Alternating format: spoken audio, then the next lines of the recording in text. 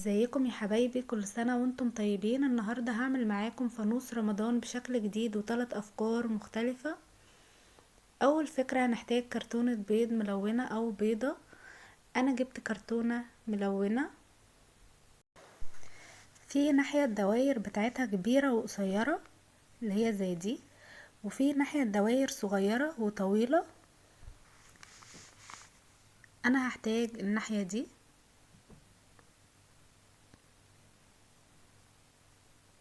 هقص اول جزء عشان ده الدايرة فيه مش كاملة.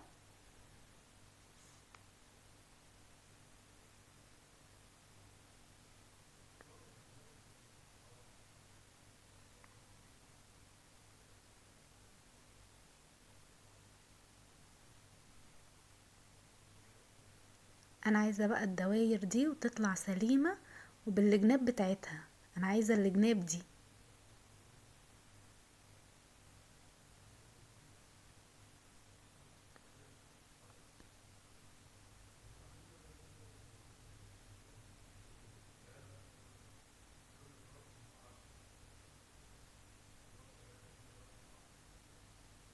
كده قصيت 4 دواير معايا. انا هحتاج للفانوس 3 دواير بس. خدوا بالكم بقى انا بقص منين. كده قصيت اول دايرة. بقطع من النص بالطريقة دي عشان الجناب دي انا بحتاجها. هقطع 3 دواير عشان الفانوس بالشكل ده. هساوي بقى الاطراف بالمقص، هعملها دائرية.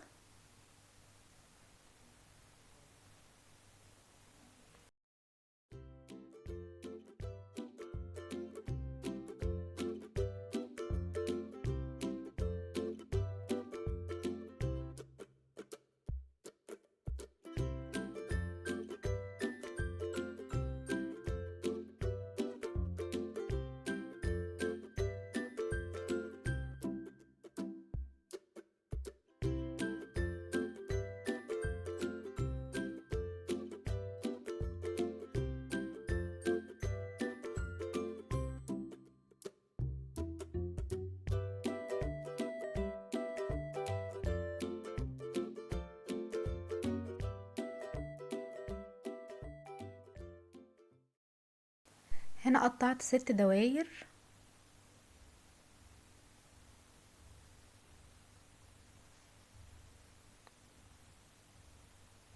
هنثبت بقى جسم الفانوس بالشمع، هيبقى بالشكل ده.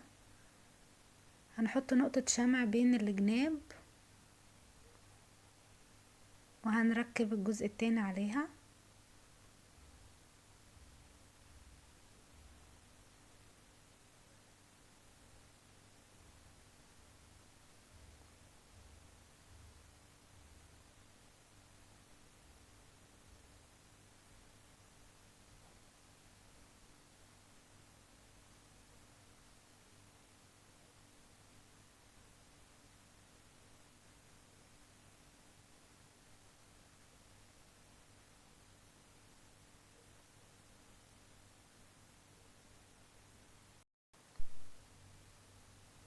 عملت كذا فانوس من الوان مختلفة من كراتين البيض، وممكن تعملي من كرتونة بيضة. هنا هنجيب استرس. جبت استرس ذهبي للون ده، وجبت كمان استرس فضي هنزين بيه اللون البينك.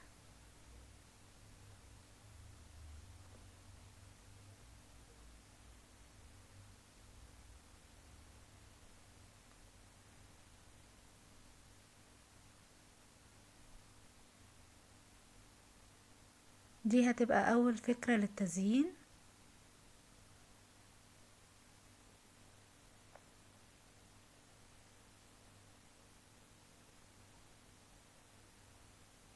هكمل تزيين الفانوس معاكم وهنرجع لكم في تزيين الفكرة التانية.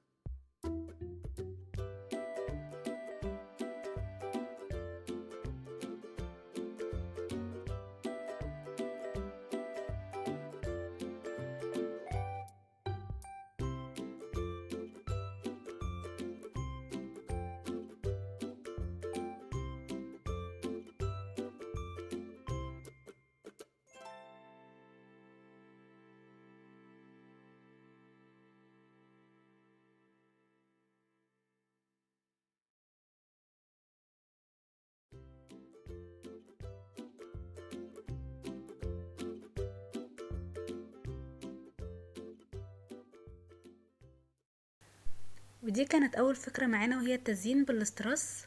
وعملت ايد الفانوس من الاسترس او من شريط ستان او من شريط سواريه. تاني فكرة هنجيب شريط كرات البامبو وهنزين الفانوس اللي معانا بالطريقة دي.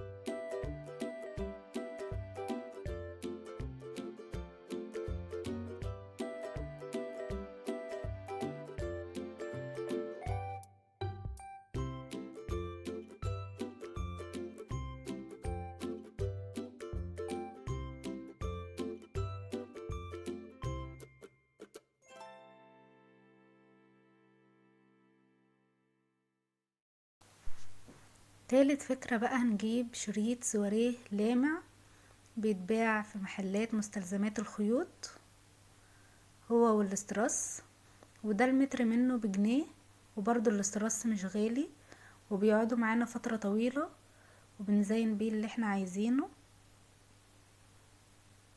هزين بقى معاكم الفانوس وارجع لكم تاني يا حبايبي.